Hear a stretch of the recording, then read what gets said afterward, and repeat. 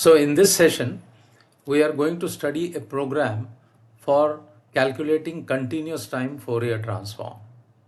So let us start. And we first look at the example that we had solved in the last session analytically. And what we'll do is we'll look at that time domain waveform, see what were the results we obtained by analytic solution, and then implement through program the numerical method of solving the Fourier transform and then check the results. That is what we are going to do. So our exponential pulse is given by the equation xt is equal to e raised to minus at multiplied by ut. This we have discussed. And analytically, when we solve this, we obtain the expression for the magnitude of the Fourier transform, and that was given by 1 upon under root of omega squared plus a squared. And the angle of the Fourier transform is given by minus tangent inverse omega by a. Now what we want to do is to obtain the numerical solution for the calculation of Fourier transform for xt. Understand, we are not directly going to use this formula. That is not the numerical method. By using the numerical method, we will actually implement the Fourier transform equation in its basic form. That is what we are going to do. Now, in order to check whether the program is working correctly or not, what we will do is we will check the results that we obtain through numerical solution with the results that we obtain from the analytic solution. So let us discuss this a little bit. So what is our objective? We want to write a program to plot t versus xt. That is fairly straightforward because xt is given here. And although xt is given here and we are going to implement it as it is, understand that the program can be generally used simply by replacing the xt by calling an appropriate function. And in that function, you can write the program to generate some other function. So the rest of the program can remain as it is. Anyway, so we first plot t versus xt. Then we plot the magnitude response after calculating the Fourier transform numerically, and then plot the phase response. This is what we want to do. All right. So in order to check whether the results are correct or not, let us look at some calculations at specific points. So at omega equal to 0, what is the magnitude? Clearly, if omega is 0, there is 1 upon under root a squared, so that is 1 by a. That is your magnitude. So you can check the result of your program by checking whether at omega equal to 0 you are getting 1 by a or not. Then at omega equal to a, the magnitude response drops by the factor of root 2, as you can see here. At omega equal to 0, the magnitude is 1 by a, and at omega equal to a, this will be 1 upon under root 2 multiplied by a. So it drops by the factor of root 2.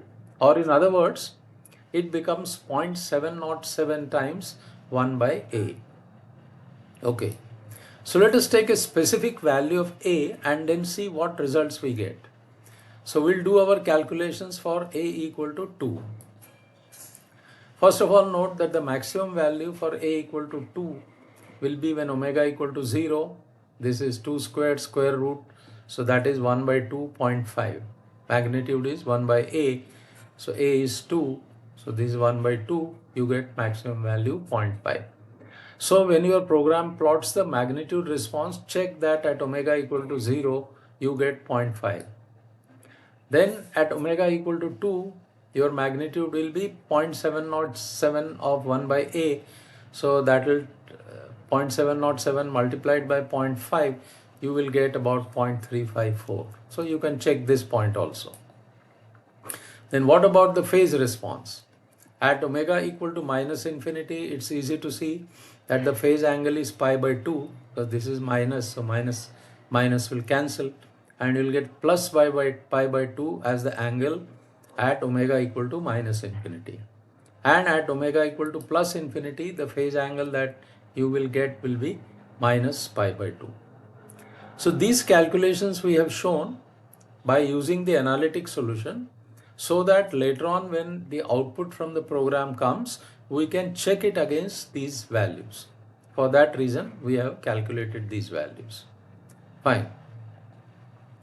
So what do we expect? This is the expected output. You can see exponential pulse. This is decaying with a equal to 2.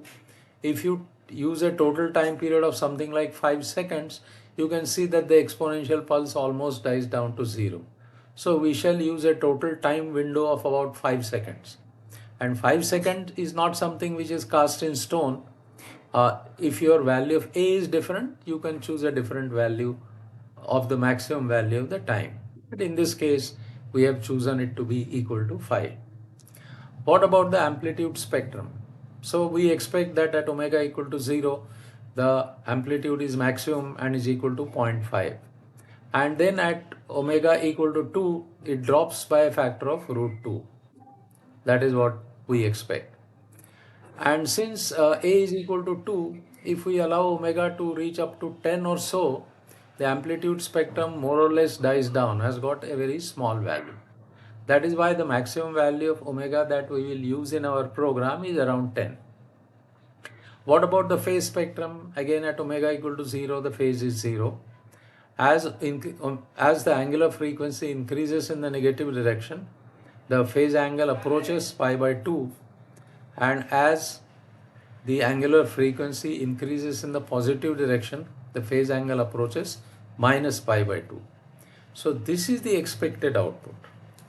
All right.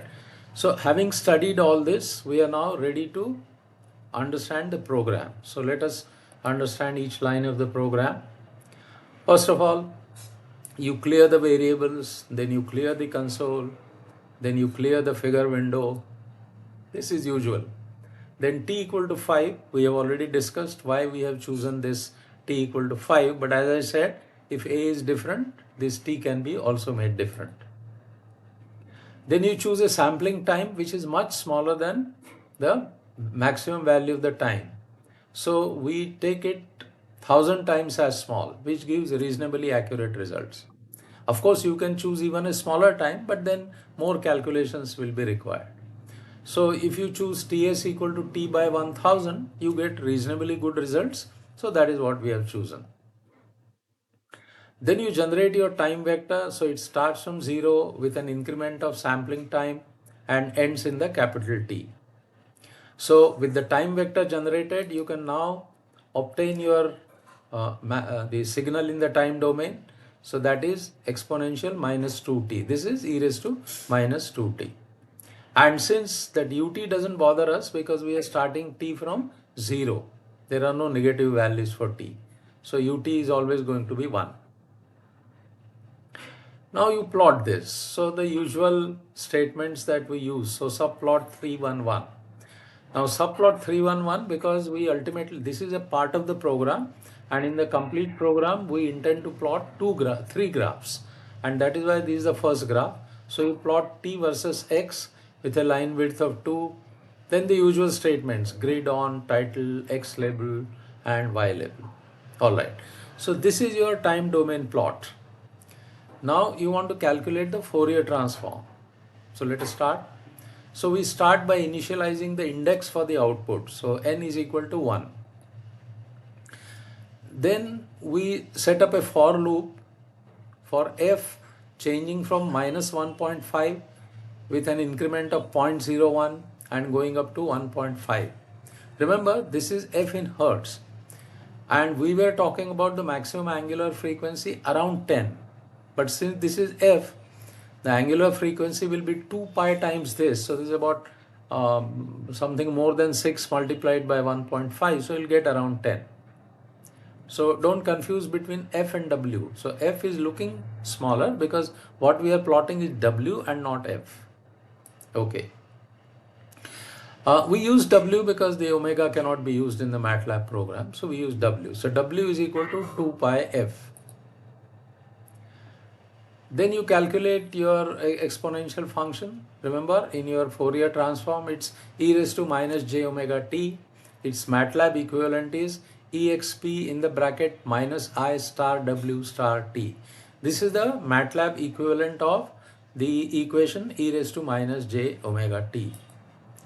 then you must multiply it with the signal whose Fourier transform you are trying to find out.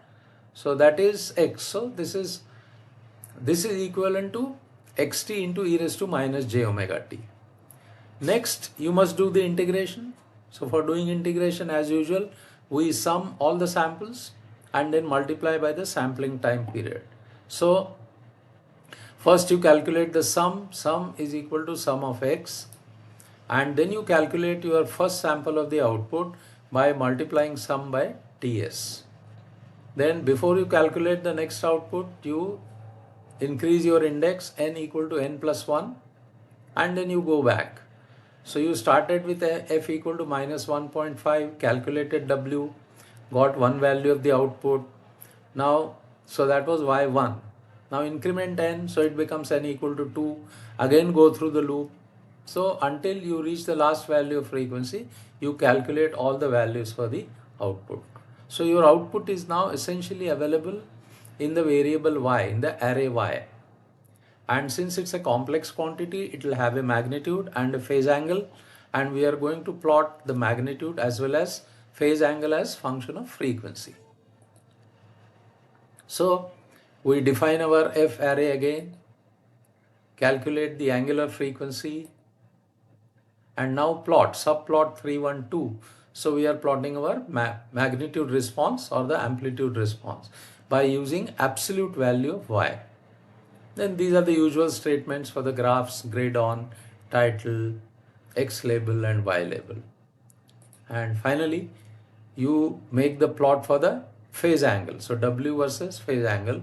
So this is the third plot. Therefore, you have subplot 3, 1, 3. So this is the complete program. And once this is run, the output that you will get will be the one that you expect. This is your time domain waveform. This is your amplitude spectrum, and this is your phase spectrum.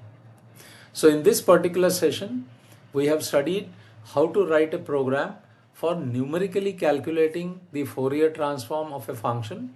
In this particular program, we took a specific function that was exponential pulse, but you can always modify this function by writing a separate function program and then calling that function in the main program. So that's all in this session.